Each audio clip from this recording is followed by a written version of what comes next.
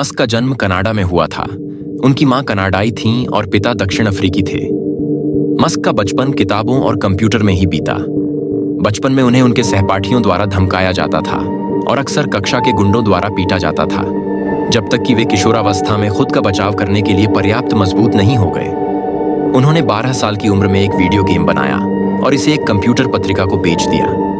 Musk ने 1988 में Canada का पासपोर्ट प्राप्त करने के बाद दक्षिण अफ्रीका छोड़ दिया, क्योंकि उन्होंने अनिवार्य सैन्य कर्तव्य के माध्यम से रंगभेद का समर्थन करने से इनकार कर दिया और संयुक्त राज्य अमेरिका में पेश की गई उच्च आर्थिक संभावनाओं का पीछा करना चाहते थे।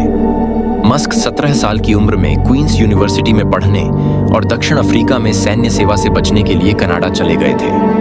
मस्क को उसी साल कनाडा की नागरिकता मिल गई, आंशिक रूप से इसलिए क्योंकि उन्हें लगा कि इस तरह से अमेरिकी नागरिकता पाना आसान होगा। मस्क 1992 में पेंसिल्वेनिया विश्वविद्यालय में व्यवसाय और भौतिकी का अध्ययन करने के लिए संयुक्त राज्य अमेरिका चले गए। भौतिकी में दूसरी स्नातक की डिग्री हासिल करने से पहले उन्होंने अर्थशास्त्र में स्नातक की डिग्री हासिल की। पेन छोड़ने के बाद मस्क ऊर्जा भौतिकी में पीएचडी हासिल करने के लिए कैलिफोर्निया में स्टैनफोर्ड विश्वविद्यालय गए, लेकिन वह पीएचडी एलन मस्क डिग्री में शामिल नहीं हो सकी, क्योंकि वह अपनी पहली फर्म शुरू करने के लिए स्टैनफोर्ड से केवल 2 दिन बाद ही बाहर चले गए। 1995 की गर्मियों में मस्क सिलिकॉन वैली चले गए। उन्होंने स्टैनफोर्ड यूनिवर्सिटी के अप्लाइड फिजिक्स में पीएचडी प्रोग्राम में दाखिला लिया, लेकिन 2 दिन बाद ही पढ़ाई छोड़ दी। एलन के 15 महीने छोटे भाई किम्बल मस्क ने हाल ही में क्वींस यूनिवर्सिटी से बिजनेस की डिग्री हासिल की थी और उनके साथ जुड़ने के लिए कैलिफोर्निया आए थे। जैसे जैसे शुरुआती इंटरनेट की लोकप्रियता बढ़ी, भाइयों ने जिप2 नामक एक कंपनी विकसित करने का फैसला किया, जो मानचित्रों के साथ एक इंटरनेट बिजनेस डायरेक्टरी थी। इस तरह एलन मस्क ने बिजनेस की दुनिया में प्रवेश करना शुरू किया। जिप2 ने अंततः एंजल निवेशकों की भर्ती की और भाइयों के प्रयासों की बदौलत एक लाभदायक फर्म बन गई। जिप2 को भाइयों ने 1999 में कॉम्पैक को $3 करोड़ 7 लाख में बेच दिया था। इसके बाद एलन ने अपनी खुद की ऑनलाइन वित्तीय सेवा कंपनी X.com बनाई। कॉन्फिनिटी X.com के कुछ ही महीनों बाद पीटर थियल और 2 अन्य लोगों द्वारा बनाई गई कंपनी, जिसका मुख्यालय उसी इमारत में था, इसकी मुख्य प्रतिस्पर्धी थी। मार्च 2000 में दोनों फर्म शामिल हो गईं और अपने प्रमुख उत्पाद का नाम पेपाल रखा, जो व्यक्तियों के लिए एक ऑनलाइन मनी ट्रांसफर सेवा थी। अक्टूबर 2002 में ऑनलाइन नीलामी साइट ईबे ने ईबे स्टॉक में $1 अरब 50 करोड़ में पेपाल को खरीद लिया। एलन मस्क, जो कंपनी के 11.7% इक्विटी शेयरों के साथ पेपाल के सबसे बड़े शेयरधारक थे, 31 साल की उम्र में खुद को ईबे स्टॉक में $165 मिलियन के साथ पाया। पेपाल छोड़ने के बाद से उन्होंने मानवता के दीर्घकालिक अस्तित्व के लिए 3 अलग-अलग अस्तित्वगत जोखिमों को संबोधित करने पर ध्यान केंद्रित करने वाली कंपनियों की स्थापना, सह-स्थापना और या नेतृत्व किया है। जलवायु जोखिम, एकल ग्रह निर्भरता जोखिम और मानव प्रजाति अप्रचलन जोखिम। इनमें से 2 कंपनियों स्पेसएक्स और टेस्ला मोटर्स को बनाने के लिए उन्होंने अपनी पूरी शुरुआती संपत्ति को जोखिम में डाल दिया। मस्क ने 2004 में टेस्ला मोटर्स को संचालित करने में मदद करने के लिए इंजीनियर मार्टिन एब्रहार्ड और मार्क टारपेनिंग के साथ मिलकर काम किया, जहां उन्होंने दुनिया के पहले इलेक्ट्रिक वाहन टेस्ला रोडस्टर के विकास में महत्वपूर्ण भूमिका निभाई। 2007 में कई विवादों के कारण एब्रहार्ड को कंपनी से निकाल दिए जाने के बाद मस्क ने सीईओ और उत्पाद वास्तुकार का पद संभाला। उनके नेतृत्व में टेस्ला दुनिया के सबसे लोकप्रिय और वांछनीय वाहन ब्रांडों में से एक बन गया है। एलन मस्क की स्पेसएक्स ने रॉकेट बनाने और सैन्य मिशनों को अंजाम देने के लिए नासा और अमेरिकी वायुसेना के साथ कई हाई प्रोफाइल अनुबंधों पर हस्ताक्षर किए हैं।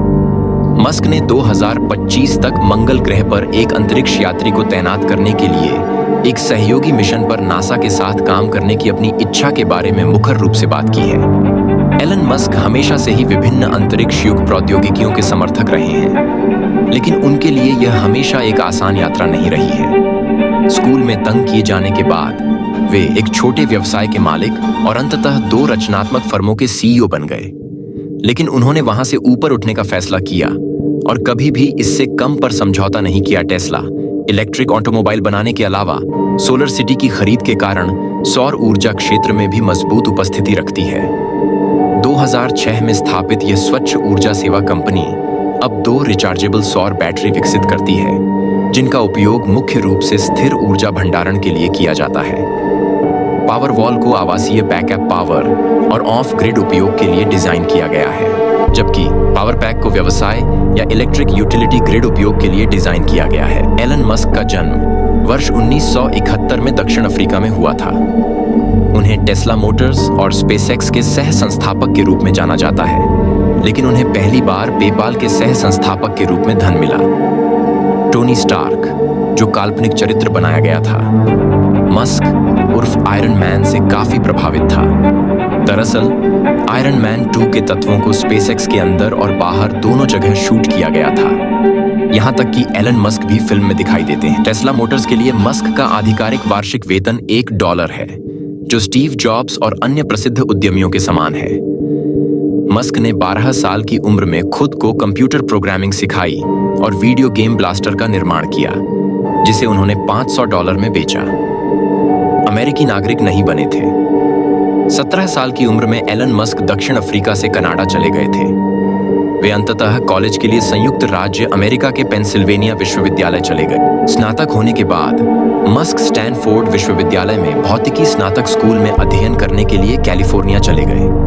उन्होंने केवल 2 दिन बाद ही स्टैनफोर्ड से पढ़ाई छोड़ दी और तेजी से बढ़ते इंटरनेट उद्योग का लाभ उठाने का विकल्प चुना।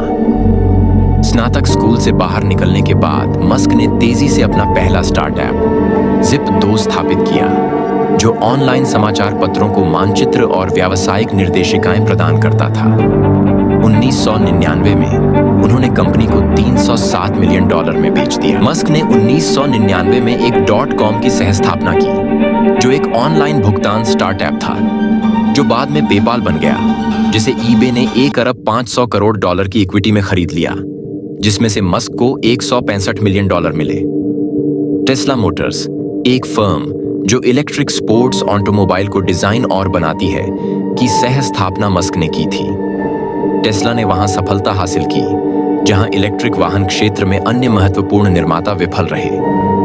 वह वर्तमान में टेस्ला के CEO और मुख्य उत्पाद वास्तुकार हैं। नेशनल हाईवे सेफ्टी एडमिनिस्ट्रेशन ने टेस्ला मॉडल S को 5.4/5 सुरक्षा रेटिंग दी है, जो किसी भी कार को दी गई अब तक की सबसे अधिक रेटिंग है। मस्क सोलर सिटी के पीछे के प्रेरकों में से एक है, जिसे उन्होंने और उनके चचेरे भाइयों ने बनाया था। वह कंपनी के मुख्य शेयरधारक भी हैं। एलन मस्क ने स्पेसएक्स, जिसे पहले स्पेस एक्सप्लोरेशन टेक्नोलॉजीज के नाम से जाना जाता था, भी बनाया, जो एक निगम है जो रॉकेट प्रौद्योगिकी पर ध्यान केंद्रित करते हुए अंतरिक्ष प्रक्षेपण वाहनों को डिजाइन और निर्माण करता है। उनका लक्ष्य पृथ्वी से परे मानव जीवन का विस्तार करने के लिए अंतरिक्ष यात्रा की लागत को कम करना है। मस्क ने मूल रूप से स्पेसएक्स के लिए धन जुटाने के लिए संघर्ष किया, जिसे निवेशकों ने एक पाइप फंतासी के रूप में खारिज कर दिया। मस्क ने इसे वास्तविकता बनाने के लिए अपने सभी व्यक्तिगत फंड स्पेसएक्स में डाल दिए, अब तक लिखी गई हर व्यावसायिक सलाह के खिलाफ जाकर। एलन मस्क ने बचपन से ही उद्यमशीलता की ओर झुकाव दिखाया है। उनके इंजीनियर पिता और डाइटिशियन मां ने अपने बेटे के प्रौद्योगिकी के प्रति जुनून को पहचाना और प्रोत्साहित किया और उन्हें गर्मजोशी से स्वीकार किया। जब वह 10 साल के थे, तब उन्हें अपना पहला कंप्यूटर मिला और उन्होंने खुद ही प्रोग्रामिंग करना सीखा। 12 साल की उम्र में युवा मस्क ने अपने बेटे के प्रौद्योगिकी के प्रति जुनून को पहचाना और प्रोत्साहित किया। लड़के ने ब्लास्टार नामक एक पूरी तरह से खेलने योग्य वीडियो गेम बनाया, जिसे उसने कथित तौर पर $500 में बेचा। एलन मस्क ने प्रिटोरिया बॉयज हाई स्कूल में पढ़ाई की और 1988 में स्नातक किया। दक्षिण अफ्रीका की अनिवार्य सैन्य ड्यूटी से बचने के लिए वह 1989 में कनाडा चले गए और ओंटारियो में क्वींस यूनिवर्सिटी में दाखिला लिया। उसके बाद वह केवल 5 महीने तक प्रिटोरिया विश्वविद्यालय में रहे। मस्क पेंसिल्वेनिया विश्वविद्यालय के व्हार्टन चले गए। अर्थशास्त्र में स्नातक की डिग्री हासिल करने के लिए बिजनेस स्कूल से स्नातक किया। स्टैनफोर्ड विश्वविद्यालय के भौतिकी स्नातक कार्यक्रम में स्वीकार किए जाने के बाद उन्होंने अपनी उद्यमशीलता की महत्वाकांक्षाओं को पूरा करने के लिए 2 दिन बाद ही छोड़ दिया। जैसा कि हम एलोन मस्क की जीवनी के बारे में जानते हैं, हम समझते हैं कि उन्होंने ऐसे लक्ष्यों का पीछा किया है जिन्होंने न केवल उन्हें बल्कि उनके साथ काम करने वाले लोगों की टीम को भी प्रेरित किया है। चाहे वह अंतर्ग्रहीय अंतरिक्ष उड़ान हो या इलेक्ट्रिक वाहन, ये सभी उद्देश्य भविष्य की ओर उन्मुख हैं। और मौजूदा स्थितियों में नाटकीय रूप से सुधार कर रहे हैं। अगर आपको यह वीडियो पसंद आया हो तो वीडियो को लाइक कीजिए, चैनल को सब्सक्राइब कीजिए।